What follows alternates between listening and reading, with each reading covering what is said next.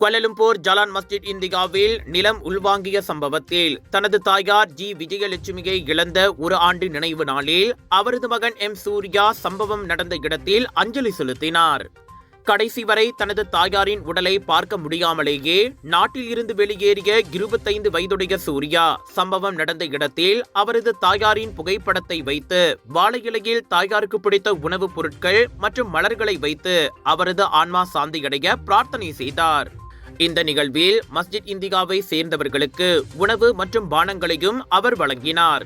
இது தொடர்பான காணொளி பின்னர் சமூக ஊடகங்களில் வைரலானது.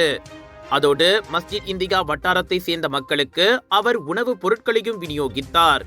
கடந்த ஆண்டு நடந்த இந்த துயர சம்பவத்தில் ஆந்திர பிரதேசத்தின் குப்பத்தை சேர்ந்த 48 வயதான விஜயலட்சுமி 26 அடி அல்லது 8 மீட்டர் ஆழமான கால்வாயில் விழுந்தார். தேடுதல் மற்றும் மீட்பு நடவடிக்கை தினமும் மேற்கொள்ளப்பட்ட போதிலும் அவரது உடலை மீட்கும் முயற்சி வெற்றி பெறவில்லை.